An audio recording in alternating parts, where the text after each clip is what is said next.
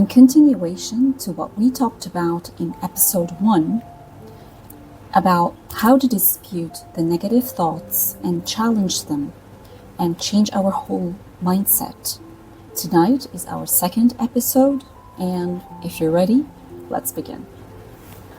First, let me remind you of the benefits of a thought record. As we start using thought records, the negative thoughts that we tend to tell ourselves a lot, you will notice that these thoughts are coming up in our minds, but less frequently. So this only means that the more we use the thought record, the more our minds will record these negative thoughts and try to reframe them into more balanced thoughts and positive ones. Now, the first part of thought record, it involves A's, B's, and C's.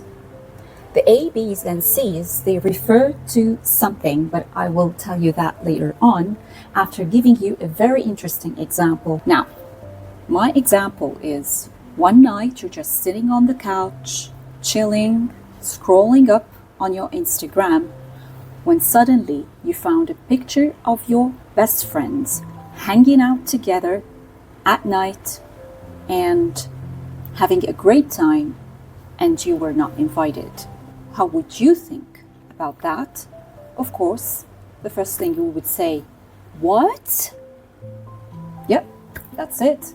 And we'll get to that later on, as tonight I brought you just a simple thought record from Beck's Institute. It's very simple. These are the A's. I'm not sure you can see them, but I'm sure you understand. As we said, the first part of the thought record is the simplest thought record, is A, B, and C. Now the A, B's, and C's, they refer to the sequence that starts with the A, which is the activating event or trigger, or simply you can say it's the situation you found yourself in. So you just write situation. What was the situation? You found your friends hanging out, having a great time without you knowing it. Now, as you can see, that the activating event is followed by B. Yeah, by B, right? So what is the B? The B is the belief, okay? So belief is the automatic thoughts that you have triggered by the activating event, which is A. So A is followed by B. Now, these automatic thoughts lead to a C, which is the consequence. And the consequence are the moods, the emotions, and the feelings that you are left with as a result of the activating event and, of course, your automatic thoughts, right? So, let's now analyze what exactly do you need to write down in this table. Now, the first part, as we said, you can just simply write the situation as in A, okay, the activating event, the trigger, or the situation. As simple as you can. You don't need to write a lot of things. And then followed by the B, which is again the beliefs, the automatic thoughts that were triggered as a result of A. And as we can see, that A plus the B will give you the C, which is the consequence, the moods, the emotions, or the feelings that were led by your own thoughts. So they're not really feelings, they might be just thoughts, right? And I need you to take care of is that your body sensations, because sometimes some people can have their moods accompanied by physical sensations or body sensations. So you're so welcome to write them down as well in section C with your moods, your feelings, and you can just say like, I have a lump in my throat, I get butterflies in my stomach, I'm sweating too much, I'm feeling hot, I can't breathe normally. So just write down all your sensations, and maybe later on they will be your resources to see, are these symptoms are decreasing, or they are still there, or they are getting more and more serious. And I'm sure they're not going to be, but you just track them. This table, as simple as it is very important for you as a resource for you to see how progressing you are. How are things progressing the more you use the thought record? And change does not come by night, guys. It comes by practice. The more you practice this table, the more your mind, again, will record all these information about your automatic thoughts, your negative automatic thoughts, and reframe them as a result into more balanced thoughts and positive ones. What I need you to understand is that it's very important for you guys to be aware of something called the pause button. It helps you just breathe, take your time, think, focus on your thoughts.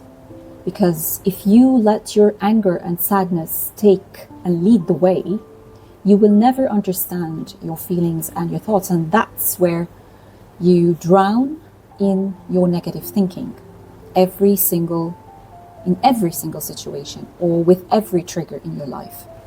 So we want to change that.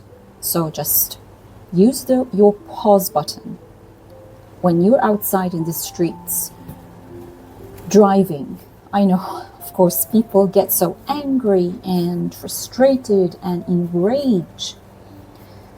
Try to practice and work on yourself and make some effort to, when you are triggered by another guy or by another car, you just use your pause button, relax, take a deep breath, and then think about what you're having in your thoughts and what's happening in your thoughts and how you're feeling about these thoughts.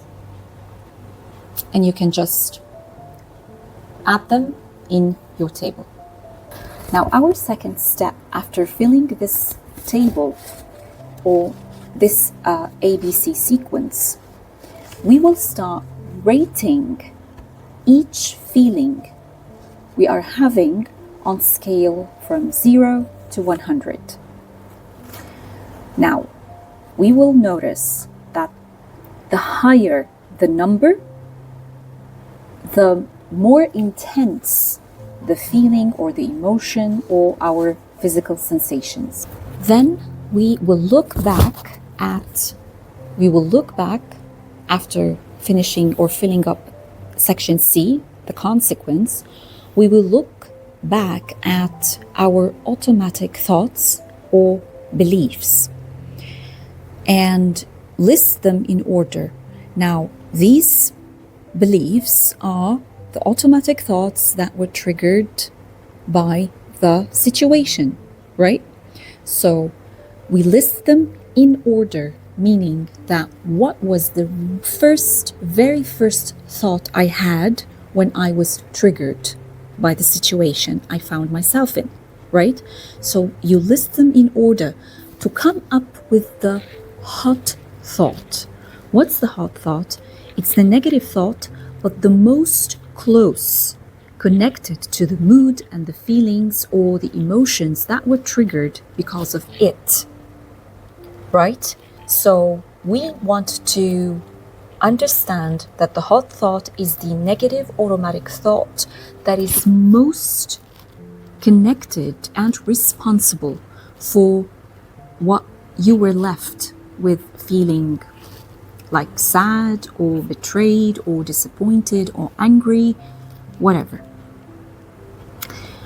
And of course, again, you will rate each and every hot thought or each and every automatic thought, so we can choose the highest intense thought, and we will call it the hot thought, responsible for, let's say, my hot thought was the 95%, so I am a loser, or nobody cares about me.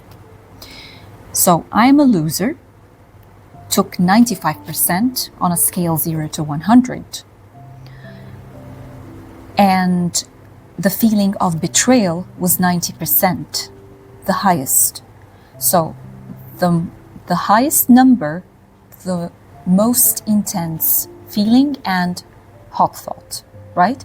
So the hot thought was I'm a loser, or nobody loves me, took 95%. So this is the hot thought that was responsible for me feeling the sadness or the betrayal, the one who took the biggest, the higher number.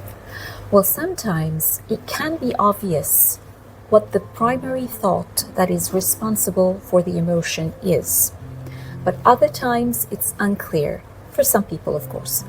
So at this point, we need to go back and look at the thought record and section B to look at our beliefs again and our automatic thoughts that we listed, and ask ourselves, how much does each thought alone makes me feel this emotion, which was the highest, or the highest number, or the most intense feeling?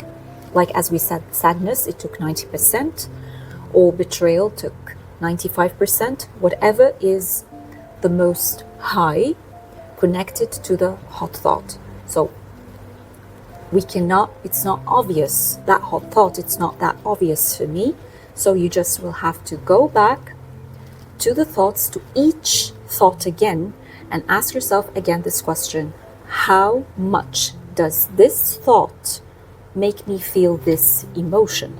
At the end of this video, I'd like to remind you that sometimes it is easy to identify your automatic thoughts, but other times, for some people, it's sometimes unclear.